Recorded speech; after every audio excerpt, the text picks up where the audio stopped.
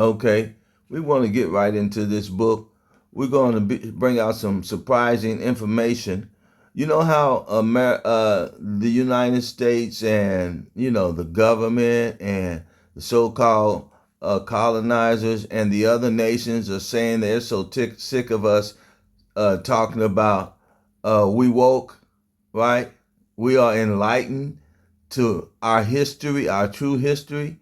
And that they seem like, they're always saying, we are so sick of you guys talking about how you have been enlightened. And they try to make fun of it and gaslight us.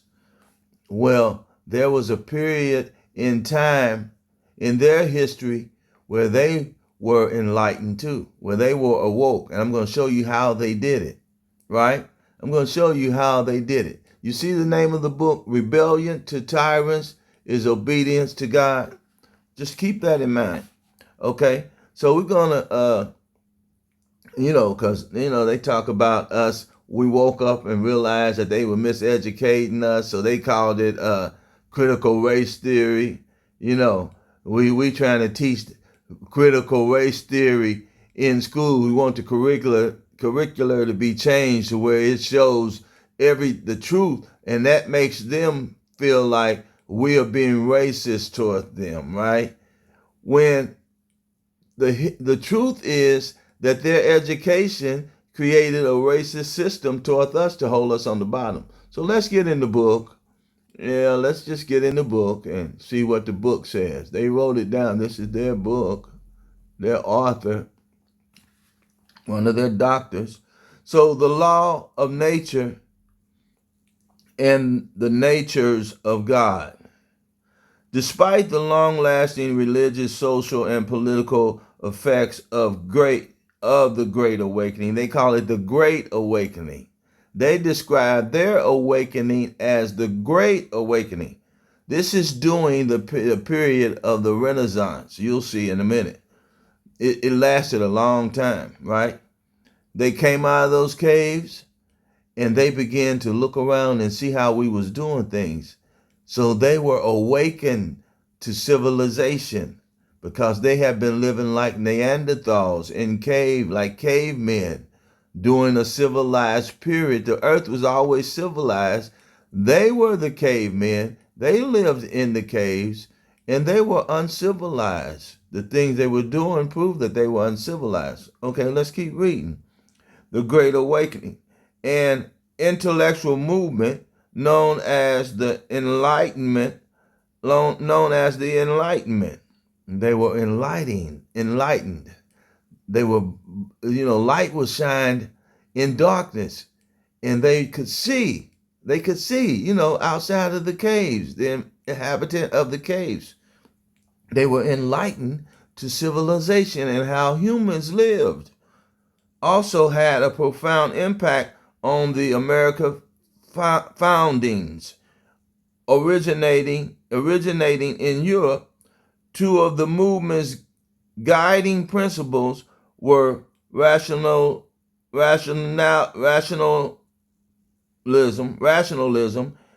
and deism. Deism, godness, rationalized deity. Okay, rationalism was the belief that the human mind, with the ability to reason, was the best way to understand the world. The human mind with the ability to reason. So they didn't even know that the human mind could reason. They saw us reasoning, working things out, the inventions that we have made, the cities, the technology. They couldn't even reason like that. They could see no farther than the caves. Okay? Reasoning was the best way to understand the world. Meanwhile, deism held that although there was a creator, everybody knows something created this greater than us. It was more of a distant intelligence. So God was a distant intelligence, right? Designed distant intelligent designer, distant intelligent designer, rather than the Judeo-Christian concept of a loving father who cared about and even intervened in human affairs and answered prayers. Thus, the Enlightenment was also marked by the secularism, okay? However, Henry F. May asserted that that in America the Enlightenment took a different form and had different effects. According to May, during the 1700s, coming out of the caves, the Renaissance, in America, during the 1700s in America, there were two main clusters of ideas. The first was based upon the Protestant Reformation, and initially arrived in America with the Pilgrims. Protestant Reformation arrived in America with the Pilgrims. Why? Because they knew where to come to find the Judeo-Israelites, right? Okay. Arrived in America with the Pilgrims and Puritans in the 1620, right? The Pilgrims. And 1630s. The second had its origin in the European Enlightenment. They were being enlightened, right? Enlightenment.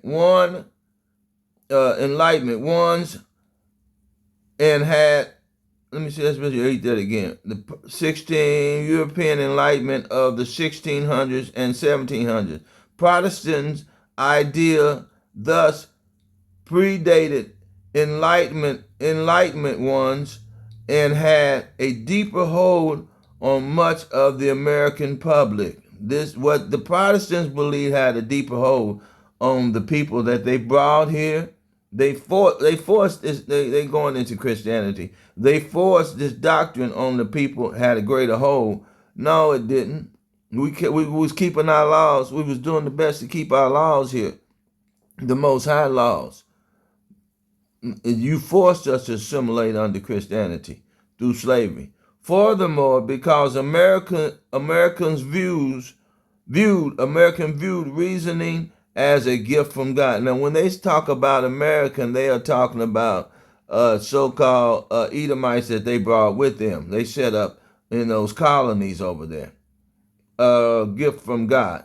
Many saw no conflict between God's truth as revealed in the Bible, on the one hand, and Enlightenment principles which were the product of rationalism.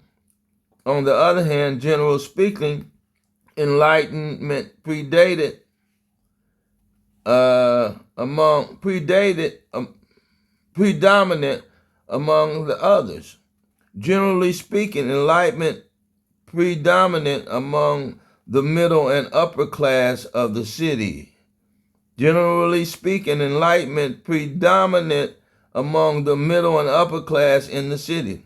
Now, when they became woke, what did they do? Did you get what I just read? Now, the rich people, they called being enlightened awakening. And how did that happen? When they got our book.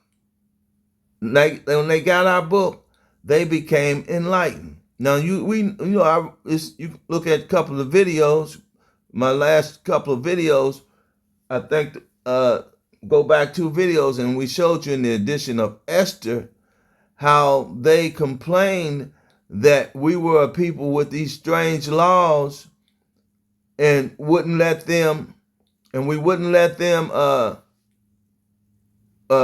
unite their kingdom because of these strange laws we had, right? Now, this was before Christ. I think that must have been in the Greek. Yeah, it was in the Greek. It was in the Greek captivity. It was in the Greek rule when the Greeks was ruling. They complained that there was a people that had been scattered all about, talking about Jews and talking about the Jews, the southern kingdom. And they wouldn't let them, and they said we were preventing them from establishing their kingdom uh, all over, because there was these strange people with these strange laws. So they didn't have the book then, right?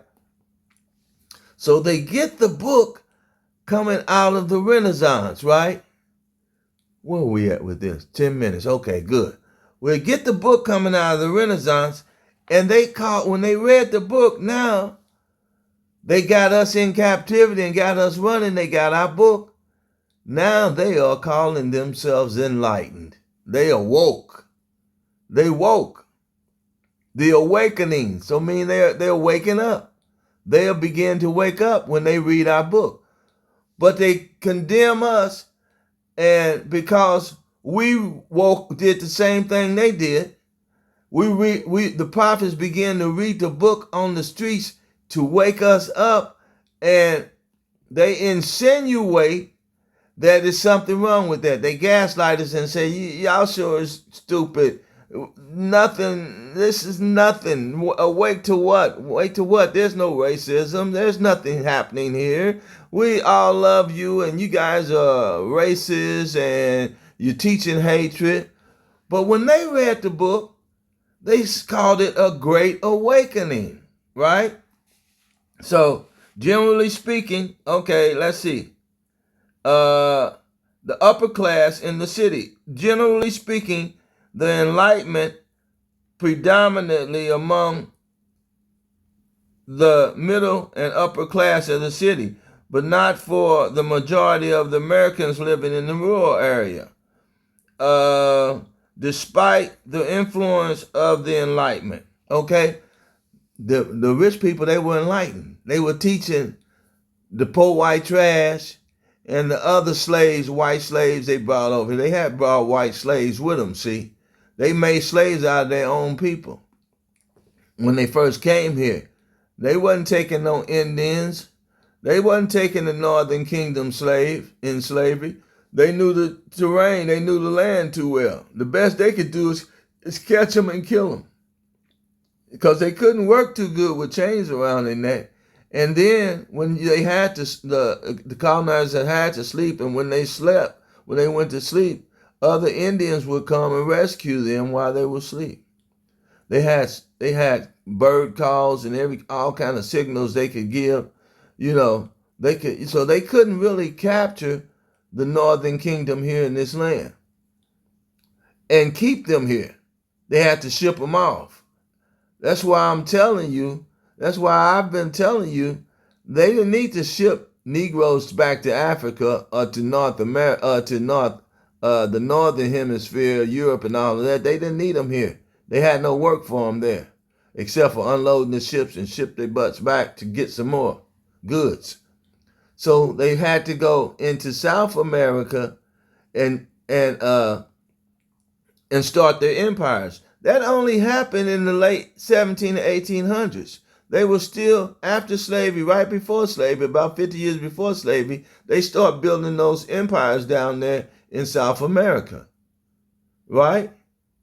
That way they could take the people from this land, wouldn't lose all the bodies, wouldn't lose all the slaves with the long travel time and everything. So we're getting into another thing now. But I just wanted to make this real quick. 14 minutes in, I'm just going to keep reading and let you see this. I'm just going to read, okay? So the lower class Americans living in the rural areas, they didn't buy into the enlightening of the top and middle class of the Bible.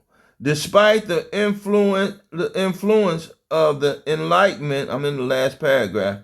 Despite the influence of the Enlightenment, a great many people believed throughout the period that the religion of the Bible understood best by simple people. They understood the Bible. They took the Bible for what it really meant.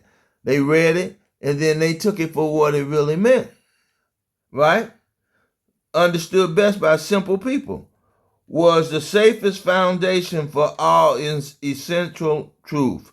So if you want the truth, you got to take the Bible. You can't let the rich people interpretate the Bible for you. You can't let the those people interpretate the Bible for you, because they're gonna make it. They're gonna twist it and turn it around through logic and rationalize it to where it fits their narrative of cognitive dissonance. They're gonna make you not worth nothing. They kind of figure out a way to make you not worth nothing, so they can torture you and keep your stuff that they stole from you, keep chains on you, keep telling you how to think, right? Keep jurisdiction over you, right? So when you read the Bible, you'll get the truth out of it. You read it for yourself. This is what May wrote. The reasoning for this was simple. On the whole, various forms of Protestant Christianity serve the emotional needs of America better, he included. Now let's keep reading. Okay, you can blow it up. So we're gonna read the next page. Daniel S. Stackhouse Jr. Nevertheless, the Enlightenment played a role in America Revolution, just as Christianity did. Enlightenment played a role in Americans' revolution. People were still fighting over what's right and wrong, right? They had their philosophy. Some people wanted to keep us in slavery. Some said, let's keep control of them, but we take them out of these chains, because it's not right according to God's laws, right? According to the Bible, it's not right. Christianity did. One of the Enlightenment philosophers who was most influenced in America was Englishman John Locke, author of 2 treatises of government, 1869, Essay on Human Understanding, 1889. The reasonableness of Christianity, he wrote that, 1695, yeah. And last of these argued that belief was justified if it was reasonable. Faith, we can have faith if it's reasonable, right? Okay. Lockley believed that reason was a gift of God. We couldn't read, so they read the book and said, well, it got the gift of God. We can reason. These people are feeble-minded. They can't reason. They don't even know how to read. They can't read the Bible. That's how they be. See, now you see where that feeble-minded come from? They said they read the book, wouldn't let us read. They called themselves reasonable because they had a gift from God, and that his existence was certain and knowable through logic. God's existence is certain and knowable through logic, right? And I agree with that. You know him because he don't change. That's how you know somebody. You don't know nobody if they keep changing. You don't know what they gonna change to. So his logic, that's right. God's logic, how he keeps the same theme and he never changes. And when he introduced a theme in the beginning, it's going to be the same thing in the New Testament all the way to the end of time. And you know what themes I'm talking about. He never gave his word to them, and they don't understand it. They don't understand his precepts. He's our God and none else. Christ said, I only came for the lost sheep of the house of Israel. You can go to Deuteronomy, and you'll find out. You can go to Deuteronomy, and he said his chosen people were the lost sheep of the house of Israel. Yeah, so we understand that there's a linear line of logic from the beginning of the Bible to the end. God didn't change his message when he got to Jesus, and Jesus changed everything and said, you don't have to keep the law now. After the Most High destroyed all those people for not keeping the law, now he going to let the heathens in and rapture them up, and all they have to do is say, I believe. Well, we know in Matthew 7 and 21 and 22, he said, not everybody that call Lord, say Lord, Lord, that say, know my name and call me by my name is going to enter into the kingdom, right? Go read it. So additionally, we're starting at number 4, middle of the top first paragraph. Additionally, he professed to be a Christian, not a deist, right? And argued that the fulfillment of Old Testament prophecy, he professed to be a Christian, not a deist, and argued that the fulfillment of Old Testament prophecy and New Testament miracles had proven that Jesus was the Messiah. Okay, they found that out, right? Okay, I guess that's why they say, well, if it hadn't have been for the colonizers, we never would have found out about Christ. Okay, well, thank you, colonizers. God used you. It's the Most High used you, right? But that's on this side of the waters, right? But God is able to reveal himself in a dream or just come and talk to you. Christ came back and talked to Paul. And Paul fell off the horse and was blinded. God have a way of revealing himself to his people. He didn't need you guys, right? Furthermore, Rodney Starks argued that Lockley explicitly rested his political theory on Christianity, on Christian doctrine. His political theory was rest on Christian doctrine concerning moral equality. Now you see why the Constitution is for us. You see how they mapped out the treaty. God put it in their leaders of them, their awakening. They were awoke. He awoke them with the Bible because he did that for us, right? So they could prepare a pretty humane environment, although they were inhumane to us. God made sure that they didn't go too far off balance to where they would just destroy us. He wanted us to be punished. He wanted us to learn our lesson. He kept his prophecy. He kept his word. He put us in slavery. He scattered us among these people. Now, he gave them the moral understanding of how people should be treated. Why did he do that? For one, so they could become guilty of their behavior, right? They could say, well, you put them in our hands and we come out the caves. We didn't know no better, we just did. We were cavemen. You made us cavemen and we came out. We didn't know how to treat them. You didn't give us the law.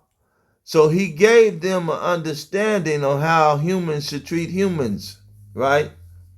They understood that we were his chosen people. We are his portion, right? So they had to give some kind of standard on how to treat other slaves and other people because they didn't know. They were savages. They were beasts, wild beasts. So he had to civilize them enough to where they could care for us and have an understanding so they could become guilty of the crimes they were committed, because without some kind of understanding, they couldn't become guilty. He couldn't hold them accountable. So, Lockley sought concerning, Rodney Starks argued that Lockley explicitly rested his political theory on Christian doctrine concerning moral equality, right? Lockley sought to discover the natural law. He sought to discover the natural law which governed political and social justice as Isaac Newton. Isaac Newton, they got Isaac Newton hid in here. Isaac Newton had discovered the natural law, which is the Constitution, the common law, the rights of indigenous people that's under the natural law. That's what I'm putting on my channel now, trying to teach the natural law. That's of God. They got that from discovering godliness, how to be accountable to other humans, human rights, right? Natural law refers to those which human beings could discover through the use of their reasoning. Natural law is just, doing others you have them to do unto you. That's common law. That's the law of the land. That's Constitution. That's rights of indigenous people. That's all the treaties.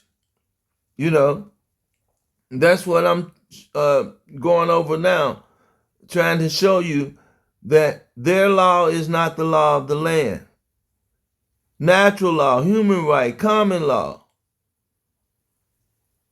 You can't go in another people's land and redline their land and call it your district and make laws where they live and tell them they better follow them. You are not sovereign. They didn't consent to you.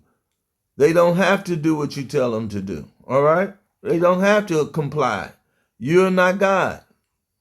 They are just much right to walk and move and not be stopped and harassed by your so-called slave catchers, so-called police, as you do. If you can do us like that, we can do you like that. But we damn sure can police our own community. I'm showing you the statutes and everything for that now. Okay, let me keep reading. Isaac Newton discovered that the natural law was science.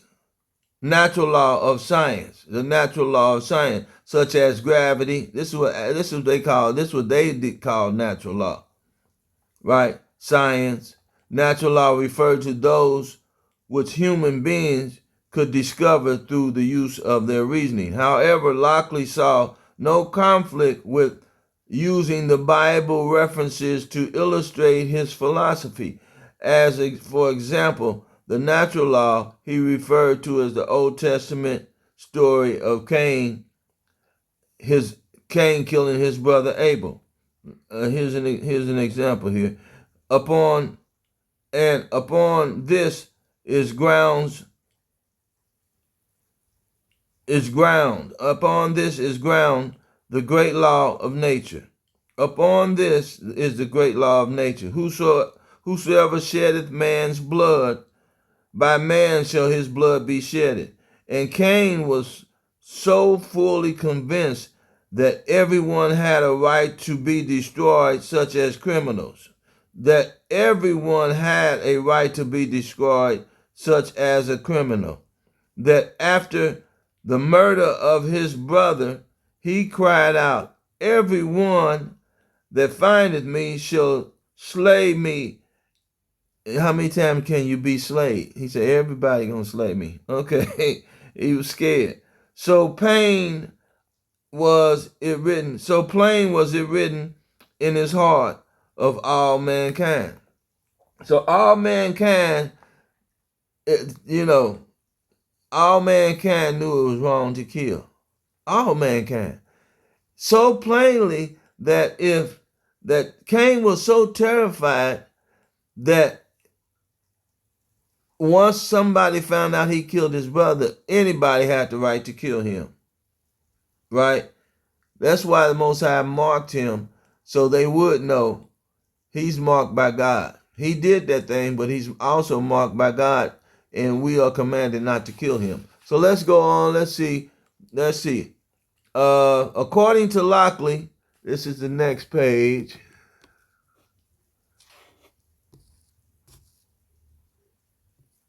Okay. According to Lockley, all people were created free and equal by God.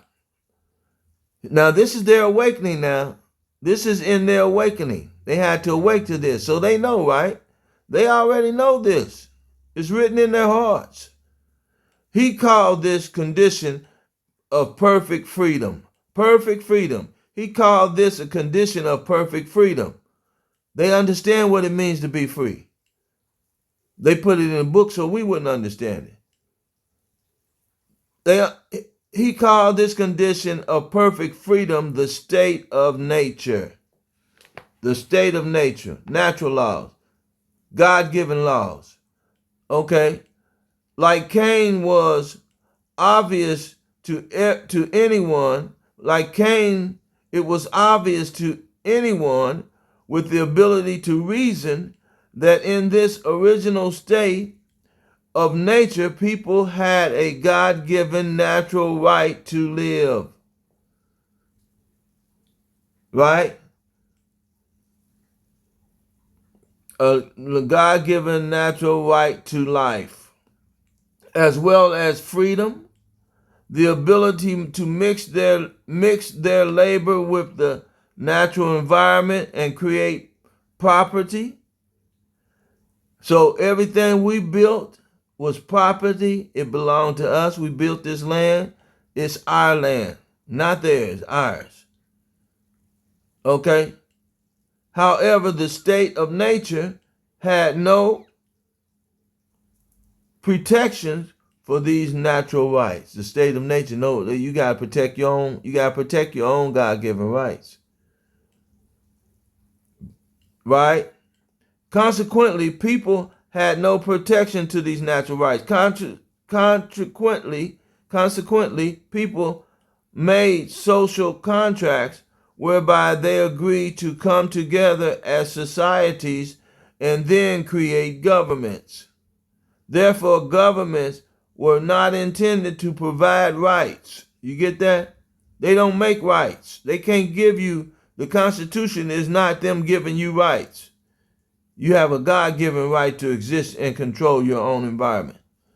But to secure those rights, which people already possess by their very nature as human beings. That's what the rights of indigenous people, international rights, give international the international courts of human rights, right? Possess the very nature of human beings. Secure the rights which people already possess by their very nature as human beings. Or as Lockley put it, the mutual preservation of their life, liberty, and estates, which they call the general property. If a government failed to protect their rights, then the people could abolish it and create a new one. To put it another way, Lockley argued that under certain circumstances, people had a natural right to revolution, right? One of the ways Lockley expressed the right to revolution was with the phrase, an appeal to heaven. In any society, people have had the right to make an appeal to the law for the redress, bring back, restore of grievances, the redress of grievances. They also had an expectation that would be an unbiased application of it. Regress of grievances, and you can't be biased with that. You can't say, well, we can't give you this because that's going to give you too much of your stuff back, and that's going to make us back poor like we was. No, give us our shit back, and maybe we'll help you. Maybe we'll help you. Maybe God will look out for you and not hit you with these storms and hurricanes and tornadoes and fire and fentanyl and civil wars and comics and nukes and everything that's about to hit y'all right now. We know you ain't gonna do it. Uh, for a redress of grievance. They also had expectations that it would be an unbiased application of it. The law. The law. When justice was not meted out fairly, however, they are left to the only remedy in such cases appeal to heaven. Lockley ordered. Lockley again cited scriptures that made this point. With war imminent between the ancient Israelites and the Amorites. He used the Bible again. Imminent between the ancient Israelites and Amorites. Japanese are in their land now. Jephthah, one of the judges of Israel, told the Amorite king, the Lord, the judge, be judged this day between the children of Israel. The Lord, the judge, be judged this day between the children of Israel and the children of Ammon. Judges 11:27. Lockley explained this passage this way. Had there been any such court and superior jurisdiction on the earth to determine the right between Jephthah and the Amorites, there would never come to a state of war. So in other words, they had to go fight. I'm gonna stop right there. So in other words, they had to bring the fight. Let me go ahead and go over here. We see he was forced to appeal to heaven, and then prosecuting and relying on the appeal, he led out his army to battle. All right?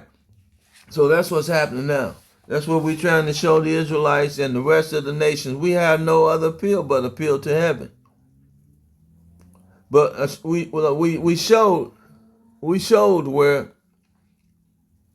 it's a double standard in these people where they think. They can use our Bible to awake them to reality and to truth. But when we do it, we are endangering them.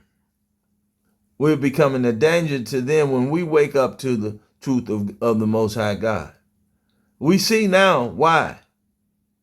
We can clearly see why they complain that we are endangering them, because they are the wicked of the earth. Earth is given into the hand of the wicked. If we wake up and come back to the truth that Lockley, when they read the Bible, they read what was right according to God, and they started living. They even made laws according to human rights.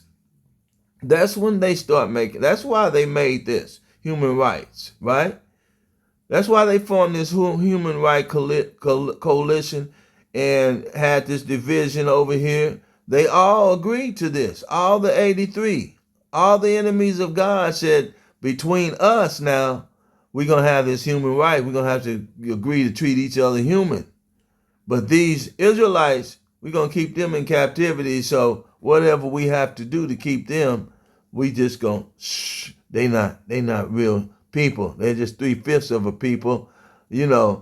God cursed them. Their God cursed them if they wouldn't be in our hands. So we can do what we want with them. We know that's wrong. So all praises to the Most High. I hope this was a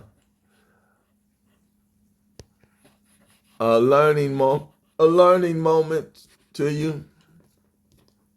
Let's go back here. Hope this was a learning moment to you, and